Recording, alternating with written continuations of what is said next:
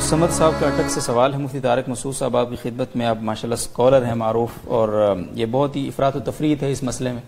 یزید کے بارے میں کیا نظریہ رکھنا چاہیے؟ کیا ان پر لعنت کرنا جائز ہے؟ معتدل رائے کیا ہے اس معاملے؟ ہماری رائے میں یزید کے بارے میں جو معتدل رائے ہے وہ وہی رائے جو حضرت مفتی محمد تقی عثمانی صاحب مدظل العالی کی رائے ہے. آپ نے فرمایا کہ اس کے بارے میں افراط اور تفریط یہ دونوں غلط راستے ہیں. بعض لوگ تو اس کو رحمۃ اللہ علیہ کہتے ہیں اور اس کے جو بہت تعریفیں کرتے ہیں.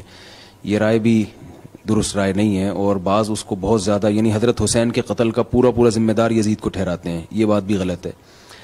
تو حضرت مفتی محمد تقی عثمانی صاحب دامت برکاتہم کی جو رائے ہے اس کا حاصل یہ ہے کہ نہ تو یزید کو بالکل بے گناہ ٹھہرانا درست ہے، کیونکہ اگرچہ وہ قاتل نہیں تھا مگر اس کے دور حکومت میں قتل ہوا ہے حضرت حسین کا، اور پھر یزید نے ان قاتلوں کے خلاف کوئی ایکشن نہیں لیا. تو یہ بہت بڑا جرم ہے. اور اتنا ایسا لان تان بھی نہیں کہ اسی کو قاتل ٹھہرایا جائے، کیونکہ اس پر بھی کوئی روایت صحیح موجود نہیں ہے کہ یزید کی طرف اس قتل کی نسبت کی جائے کہ انہوں نے یزید کی اجازت سے یزید کے حکم سے حضرت حسین کو قتل کیا تھا. تو یہ معتدل رائے ہے. باقی یزید کا ایک تاریخی واقعہ ہے، اس بارے میں بحث مباحثہ کرنا یہ وقت کی بربادی ہے. جو مسائل ہیں جن کا قیامت کے دن ہم سے سوال ہوگا، حلال و حرام اور اپنے فرائض واجبات، ہمیں اس کی فکر کرنی چاہیے.